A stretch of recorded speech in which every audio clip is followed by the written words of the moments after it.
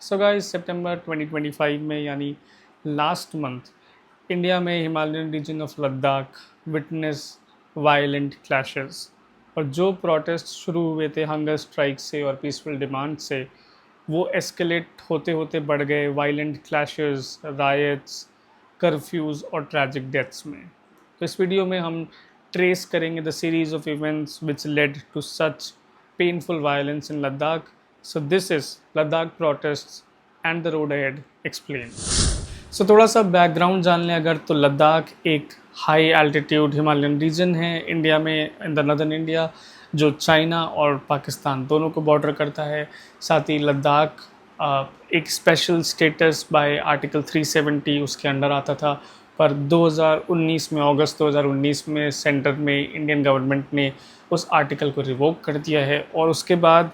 जो पूरा लद्दाख रीजन है, जो कि जम्मू एंड कश्मीर स्टेट का पार्ट था, उसको डिवाइड कर दिया है दो पार्ट्स में, दो यूनियन टेरिटरीज़ में। एक हो गई आपकी जम्मू एंड कश्मीर और दूसरी आपकी लद्दाख। तो इनिशियली जो लोकल लद्दाखीज़ थे, लद्दाख के लोग थे, उन्होंने इस चेंज को वेलकम किया बिकॉज दे थॉट कि अब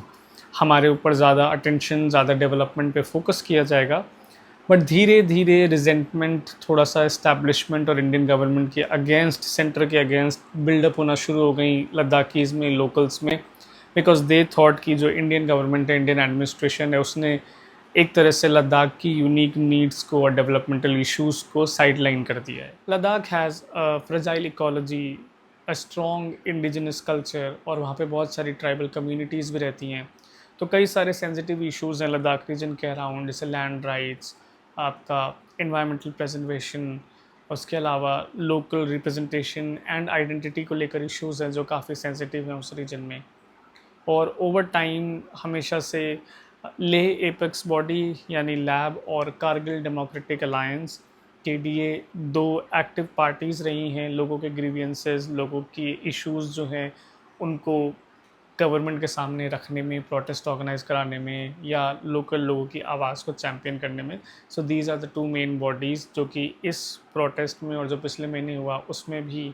रेलिवेंट स्टेक होल्डर्स हैं। तो अब बात कर लेते हैं इन प्रोटेस्ट्स की कोर डिमांड्स क्या हैं। तो सबसे पहली जो डिमांड है वो ये है कि JNK और लद्दाख जब अलग अलग यूनियन टेरिटरीज़ में बांटे गए थे, तो Ladakh does not have a legislative assembly. Ladakh को बाइफर्केशन के बाद डायरेक्टली गवर्न किया जाता है सेंटर से, यानी दिल्ली से, वाया अ लेफ्टिनेंट गवर्नर। तो सबसे पहले डिमांड ये है कि लद्दाख को फुल स्टेटहुड दिया जाए ताकि उनके पास भी एक लेजिस्लेटिव असेंबली हो, वहाँ के लोग ही वहाँ की पॉलिसीज़ डिसाइड करें, जिससे कि लोकल लोगों के राइट्स का या लोकल लोगों की वॉइसेस का ज़्यादा से हो लोकल पॉलिसीज़ को बनाने में, इम्प्लीमेंट करने में। सेकेंड को डिमांड है inclusion in the sixth schedule of the Indian constitution. तो sixth schedule of Indian constitution is applicable to some areas and some tribes in north east India, और इसके तहत कुछ ट्राइब्स को, या जो इसके अंदर आते हैं, उनको ऑटोनॉमस राइट्स दिए जाते हैं अपने लैंड, फॉरेस्ट और कल्चर को लेकर। और लद्दाखीज़ ये समझते हैं कि उनको इस शेड्यूल की ज़रूरत है to protect and safeguard their tribal, indigenous and local identity and cultural identity. जो थर्ड को डिमांड है वो है जॉब रिजर्वेशंस फॉर लद्दाखीज़, या फिर किसी तरह का एम्प्लॉयमेंट सेफगार्ड, ताकि जो भी प्रोजेक्ट्स या डेवलपमेंट प्रोजेक्ट्स, इंडस्ट्रीज़ वहाँ पर लगाई जा रही हैं, या कोई भी ऐसा गवर्नमेंट जॉब्स हैं या अदर फॉर्म्स ऑफ अपॉर्चुनिटीज़ हैं, जॉब अपॉर्चुनिटीज़ हैं, उसमें लोकल लोगों को प्रेफरेंस दी जाए, या फिर एक सर्टेन काइंड ऑफ कोटा हो जिसमें लोकल लोगों को जगह दी जाए, ताकि बाहर से आए हुए लोग वहाँ के लोकल जो पॉपुलेशन है उसको एटलीस्ट जॉब के टर्म्स में डिस्प्लेस या रिप्लेस ना कर सकें। इसके अलावा जो दो डिमांड्स हैं वो, उनमें से पहली एक ये है कि लेह और कारगिल के लिए दो अलग अलग पार्लियामेंट्री सीट्स हों पार्लियामेंट में, बिकॉज अभी एक ही सीट के अंदर दो मेजर डिस्ट्रिक्ट्स जो कि डेमोग्राफी वाइज और डाइवर्सिटी वाइज भी काफ़ी अलग अलग हैं, रिलीजन वाइज भी अलग हैं। तो लद्दाखीज़ ये समझते हैं कि एक सीट के अंदर अभी इक्वल या सफिशिएंट रिप्रेजेंटेशन नहीं है, इसलिए लेह और कारगिल की दो अलग अलग सीट्स हों पार्लियामेंट में। और जो लास्ट डिमांड है वो ये है कि एक लद्दाख पब्लिक सर्विस कमीशन या लोकल सिविल सर्विसेज को फॉर्म किया जाए, जिससे लद्दाखी जो लोकल लद्दाखी कैंडिडेट्स हैं उनको civil services, local civil services में जाने का मौका मिले, प्लस जो पॉलिसी मेकिंग एंड इम्प्लीमेंटेशन का जो सिविल सर्विसेज का पार्ट है वो लोकलाइज किया जा सके लद्दाख में लद्दाखीज़ के लिए। सो इन डिमांड्स को लेकर 2021 से लद्दाख के लोग प्रोटेस्ट कर रहे हैं या फिर शटडाउन के लिए कॉल्स कर रहे हैं या फिर हंगर स्ट्राइक्स कर रहे हैं, और ये 2021 से चलता आ रहा है। सो फाइनली 2023 में इंडियन गवर्नमेंट ने एक high powered committee HPC on Ladakh बनाई, जिसको टास्क दिया गया कि जो दो एपेक्स बॉडीज़ हैं, लद्दाख एपेक्स बॉडी और कारगिल डेमोक्रेटिक अलायंस, इनके साथ बैठ के बात करें, समझें लोगों की डिमांड्स क्या हैं और उसका हल निकालें। और कुछ ड्राफ्ट रूल्स भी आगे, ड्राफ्ट चेंजेस भी लेकर आए गए, जैसे 85% reservation for Ladakhis, 33% reservation for women in hill councils, या फिर 15 year residence timeline for domicile certificate. पर बहुत सारे लद्दाखीज़ को अभी भी ये चीज़ें इनकम्प्लीट या इनसफिशिएंट लगी। तो सितंबर में लास्ट मंथ सोनम वांगचुक ने एक 35 डे हंगर स्ट्राइक शुरू किया और उसके आसपास और लोग भी जुड़े, और 15 लोग के करीब और इस हंगर स्ट्राइक पे बैठे उनके साथ। और टेंशन्स बढ़ गई जब उन 15 में से 2 लोग जो कि एल्डरली भी थे, वो because of hunger strike they collapsed और उनको हॉस्पिटलाइज करना पड़ा, उनको हॉस्पिटल भेजना पड़ा। So this event became a flash point. तो इस इवेंट के बाद सितंबर 24 को प्रोटेस्ट बिकेम वायलेंट। जो प्रोटेस्टर्स थे they clashed with the security officials, और वहाँ पे जो बीजेपी का ऑफिस था उसको भी जला दिया गया। और उसके बाद police responded with tear gas, baton charges, lathi charge, और फिर फाइनली लाइव फायरिंग भी। और उस लाइव फायरिंग में ट्रेजिकली 4 पीपल डाइड, और उसमें से एक 46 साल के कारगिल वॉर वेटरन भी शामिल थे।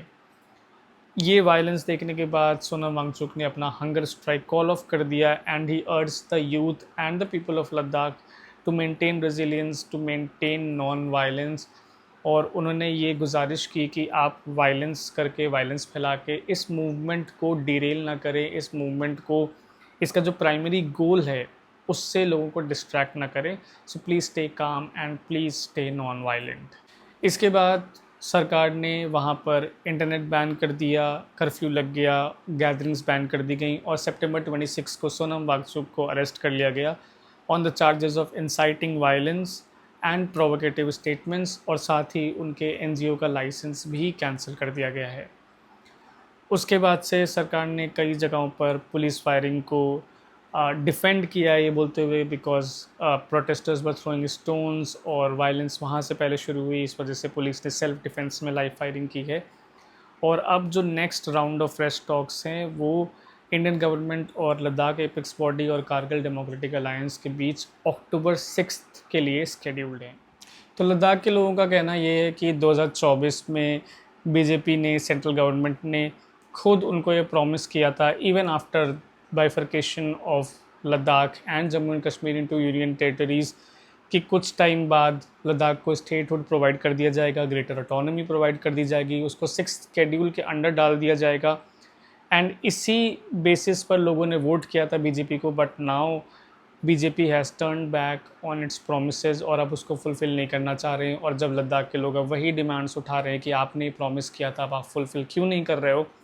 तो उनको एंटी नेशनल या चाइनीज़ एजेंट बोलकर चुप कराने की कोशिश की जा रही है। तो सबसे पहले समझ लेते हैं कि इस पूरे सिनेरियो के इम्प्लिकेशंस या रिस्क्स आगे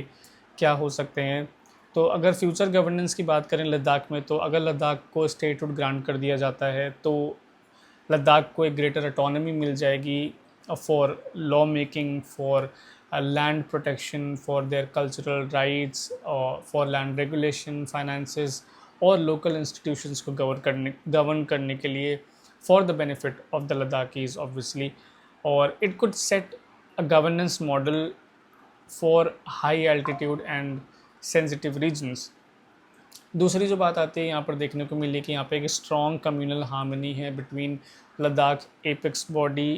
एंड कारगिल डेमोक्रेटिक अलायंस, बावजूद इसके कि जो ले है that is a majority Buddhist region and Kargil is a majority Muslim region. So अगर ये गवर्नमेंट ऐसे ही प्रोटेस्ट को या प्रोटेस्टर्स की डिमांड को इग्नोर करते चलती है, तो ये जो सॉलिडारिटी है ये आगे जाके बिकॉज ऑफ द अनरेस्ट ये टूट भी सकती है, and it might turn communal which will be a very bad thing for India in general, because Ladakh is obviously a border frontier region जो चाइना और पाकिस्तान दोनों को बॉर्डर करता है, तो unrest at the border regions is obviously not beneficial for India. इसके अलावा एक रिस्क रहता है यूथ रेडिकलाइजेशन का, बिकॉज हर जगह नेपाल में, बांग्लादेश में, बाकी जगहों पर भी जेनजीज के प्रोटेस्ट चल ही रहे हैं and they have been successful in those countries. और जब यूथ अपने सामने ये देखता है कि इतने सालों से पीसफुल प्रोटेस्ट जो उनके लीडर्स कर रहे हैं, वो पीसफुल प्रोटेस्ट और उनकी लेजिटिमेट पीसफुल डिमांड्स इग्नोर की जा रही हैं, तो then they might in frustration turn towards violence, so which is a risk that we as Indians would definitely want to avoid. So Ladakh में जो प्रोटेस्ट हो रही हैं या जो डिमांड्स है प्रोटेस्टर्स की, they are rooted in actual structural grievances, be it related to their land rights या फिर ट्राइबल आइडेंटिटीज़ हो या फिर फॉरेस्ट राइट्स हो या फिर कल्चरल आइडेंटिटी हो।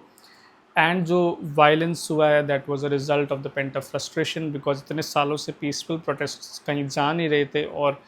पीसफुल जो प्रोटेस्टर्स हैं दे कुड सी कि गवर्नमेंट उनके साथ ठीक से इंगेज नहीं कर रही है। And I am very much against any kind of violence, but I understand कि इंडियन गवर्नमेंट को भी ये समझना चाहिए that Ladakh is a sensitive issue. Ladakh strategically, socially, security wise, environment wise is a sensitive reason,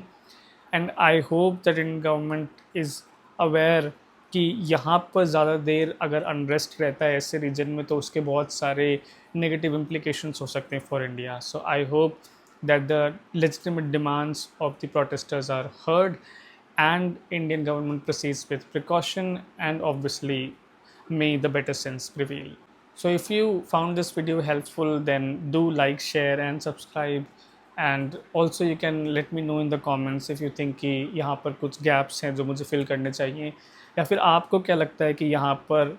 आगे चीज़ें कहाँ जाने वाली हैं लद्दाख में। So whatever your opinion is, do let us know in the comments box, and till then stay engaged, stay critical and keep asking questions.